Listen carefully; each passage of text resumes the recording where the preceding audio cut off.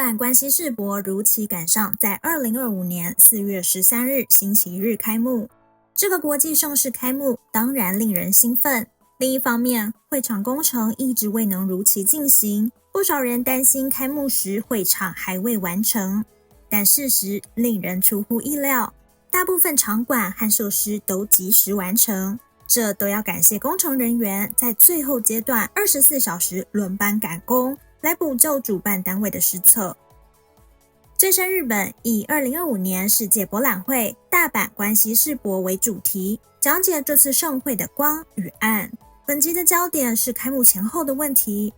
日本已有2次举办世博的经验，分别是1970年的大阪世博，还有2005年的爱知县世博。在第3次举办时，竟然未有做足够准备，产生各种基本问题。开幕首日就令世博的形象变得负面，难怪门票销售情况欠佳。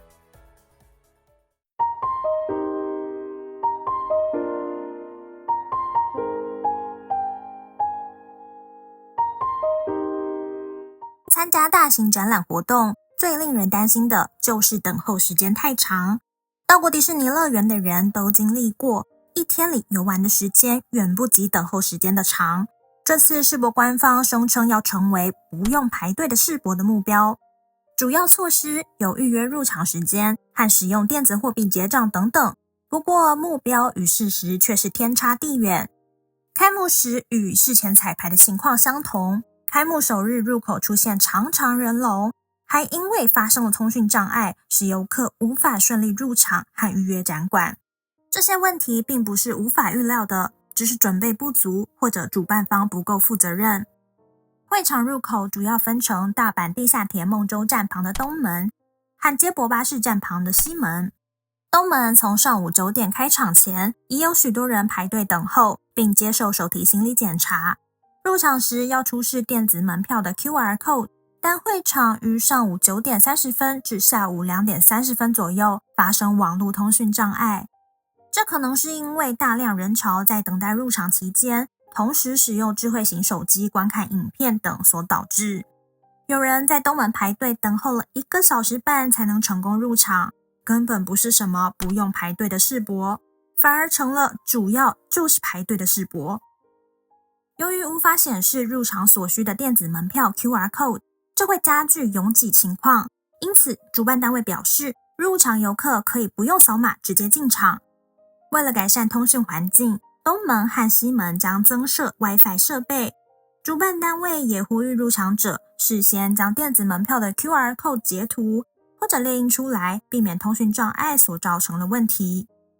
为了避免拥挤，主办单位把入场时间分为上午9点、10点、11点、中午12点和下午5点这5个时段。入场者原则上需要事先在网络上选择入场日期和时间，但这个安排却成为排队的原因。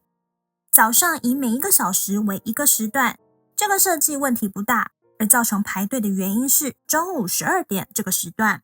中午12点起入场的人便要选择这个时段，其中不少人为了早点入场，便集中在12点到达会场入口，这便造成了拥挤，也就是分时段入场变得没有意义。不过主办单位没有改变5个时段的设计，而是建议入场者选择下午5点的时段，来体验黄昏和晚上的景色。入场采用预约制还有一个问题，便是预约入场时要选择入场时段之外，还要选择由东门入场还是西门入场，这也产生了问题。选择由西门的人还要预约由市中心开往会场西门的接驳巴士，但在开幕前一天上午的接驳巴士已经差不多预约满了。因为会场没有设置入场者专用的停车场，所以要到西门必须搭乘接驳巴士，预约不到接驳巴士就无法入场。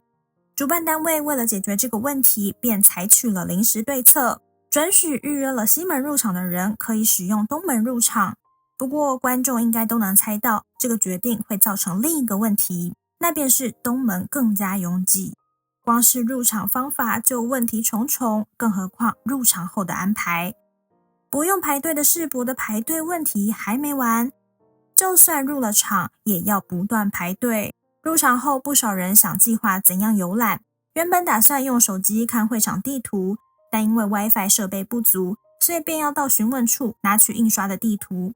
有人排了2个小时才成功拿取。另外，主办单位实施非现金付款，场内的商店和餐厅仅接受电子支付，不能使用现金。关于电子支付的优点，官方网站列出了一些常见的优点，例如1，不需要携带现金，可减少扒手等窃盗损失； 2，无需找零，结账更加顺畅迅速； 3，能保存支付记录； 4，可累积点数。但这却造成了问题，因为 WiFi 设备不足，使用电子付款的人因操作耗时，又不能以现金代替支付，而导致排队。主办单位以不用排队的世博为目标，却造成不必要的排队问题，可见主办单位准备极度不足。即使不以不用排队的世博为目标，入场游客也会预期大型活动要排队，有心理准备，也比较容易接受要排队的现实。但这次不用排队的世博实在令人失望，而且是因为人为及可避免的原因而造成问题。真不知主办单位是否认真营运这个国际性活动。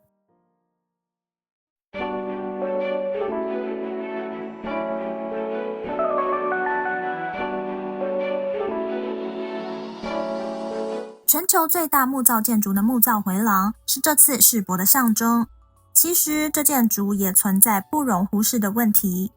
这座回廊环绕会场一周2公里，高12至20公尺，总建筑面积为6万平方公尺，总工程费达到344亿日元，由建筑师藤本壮介设计。他毕业于东京大学工学部建筑学科，在法国蒙彼利埃国际设计竞赛中获得最优秀奖，以此为起点，征服了众多国内外设计比赛。他的代表作当中，比较为人所知的就是 Uniqlo 新斋桥分店。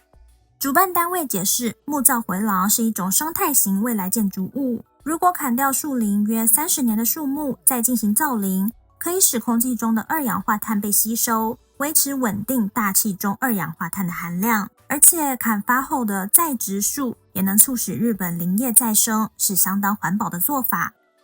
不过这个想法和不用排队的世博一样，与现实不符。重点在于是否真的帮助到日本的林业，以及这样做是否真的环保。木造回廊的木材大部分并非国产，而是进口自芬兰。因为日本无法在数量上和价格上提供足够的木材来满足这个巨大建筑物的需求，因此使用了相对便宜的进口木材，但考虑到运输成本，其环保程度便大大降低，促使日本林业再生的成效也大减。大林组是木造回廊的承包建设公司，官网的介绍提到，木材原料约一半采用4国产块木，福岛产杉木。不过这个说法有点模糊，实际使用的并非在主体结构，而是桥墩部分，国产木材只是衬托。而关于环保，还得看看世博结束后的处理方式。一开始主办单位计划把它拆除，但遭到民众的批评，花了约350亿日元建造的东西就要拆除，实在很浪费。主办单位便匆忙在1月下旬向地方自治团体查询有没有意循环再用木材，举办了说明会，但反应冷淡。地方自治团体认为，如果要负担拆除费和运输费，不如买新材料更便宜。而若作为世博遗产留下来，又会产生维修保养费用，让相关部门十分烦恼。如果在建造前决定要保留，就能以此为前提来考虑设计和施工方法。但现在说这些已经太迟了。思考如何能够留给后世，并发明能够实现的方法和手段，这或许也能成为技术性的遗产。最终问题还是归咎于主办单位，因为他根本没有一个令人信服的计划。即使决定要拆，如果善后安排有意义的话，根本不用理会大众怎么看，更可以反驳并不是浪费。但因为计划不周，要改变做法另寻出路，得重新考虑保留时怎样能令收支平衡。这和主办世界杯足球赛和奥运相似，新建了大型体育设施之后，未能解决维修保养和营运开支的问题。这个木造回廊并不是前所未有的问题，只是没有人负起责任照顾这个活动的象征。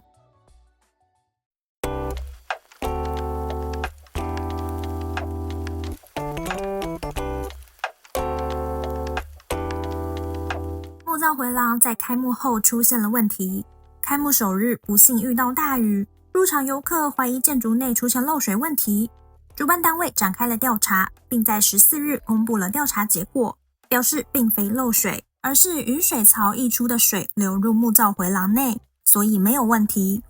不过没有提到木造回廊的蓄水能力是否不足，或设计上有没有问题。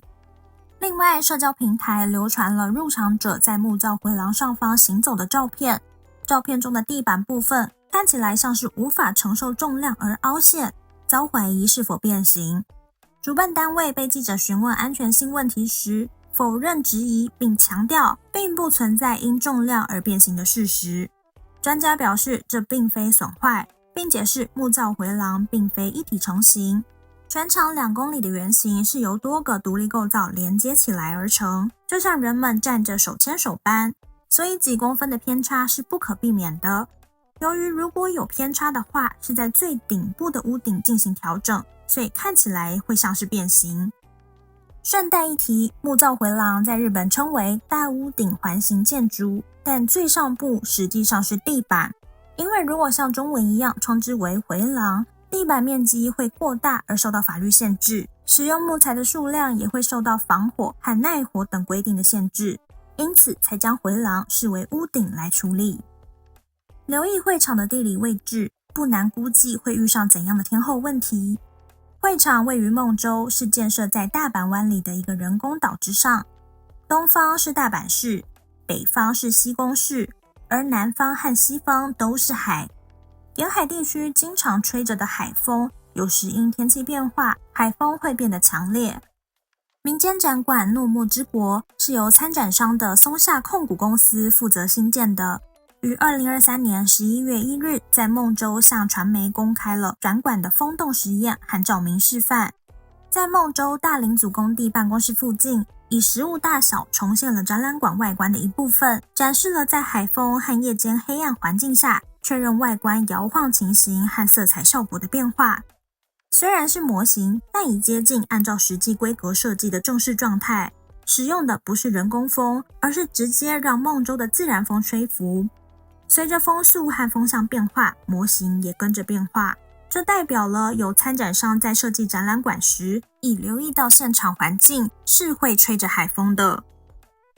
开幕之后的14日傍晚，会场遭遇强风雨，位于会场中心种植许多树木的宁静之森，因有雷击危险而遭封锁。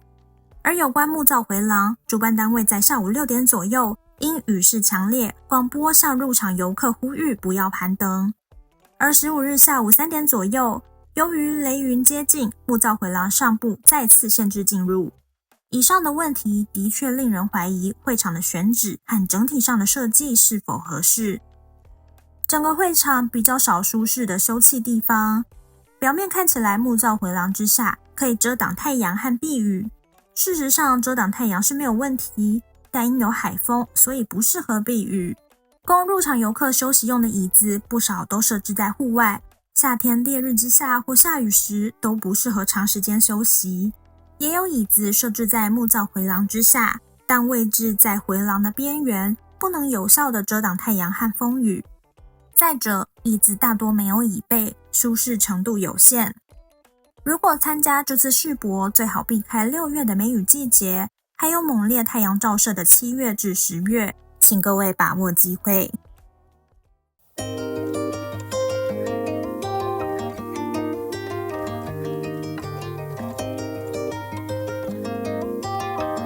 部分展馆未能赶上在开幕前完成，也是这次世博的主要问题之一。参展的158个国家和地区中，有13个国家和地区的展览馆在开幕前2天尚未完工。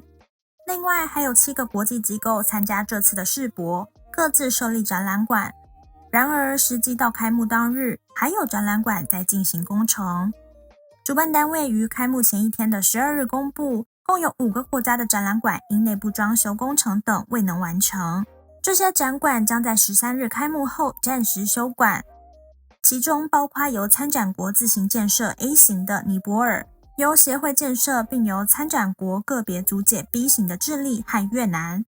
共同入驻型 C 型的汶莱，还有由协会代为建设的简易型 X 型的印度。关于展览馆的开业时间由各国自行决定。据说已有一些国家计划在黄金周前夕才举办开幕式，现在黄金周已过去，还有尼泊尔和印度这2个展馆还未完成。大部分场馆都能赶及在开幕前完成，准备让人入场参观，但工程是在最后阶段才完成。海外展览馆的建设因建材价格飙升，以及会场的人工岛孟州出现地基问题等，而导致工程困难，令工程延误情况日益严重。之前的杜拜世博因新冠病毒疫情而延迟了1年，也产生了影响。究竟为何要举办世博，对于参观者来说实在难以理解。到开幕为止，1400万张预售门票，销售数量仅达到目标的约70%。主办单位决定开放可在到访时购买的当日票，但开幕时有多个展馆未完工，对入场券的销售推广造成打击。国际博览会是始于19世纪中期的国际性活动，根本目的包括： 1. 促进并展示工业与技术的发展； 2. 通过国际文化交流加深相互理解； 3. 分享人类的进步与成果； 4. 寻求并提出时代挑战的解决方案； 5. 促进主办国和城市的经济发展与提升国际地位。首届万博是1851年在伦敦举办的伦敦万国博览会，其主要目的是展示工业革命的成果。之后在世界各地举办的世博，其目的也随着时代而演变。现代世博比较关注可持续发展、环境问题、数位技术等当代课题。在这个年代，透过网络就可以接触最新资讯，而且交通已经很方便，要到国外旅行成本比以前低得多，要亲身感受外国文化绝对不是难事。要到世博才能体验的东西已经越来越少。这次大阪关西世博究竟为入场游客带来什么价值？希望透过半年的会期，可以找到一个令人满意的答案。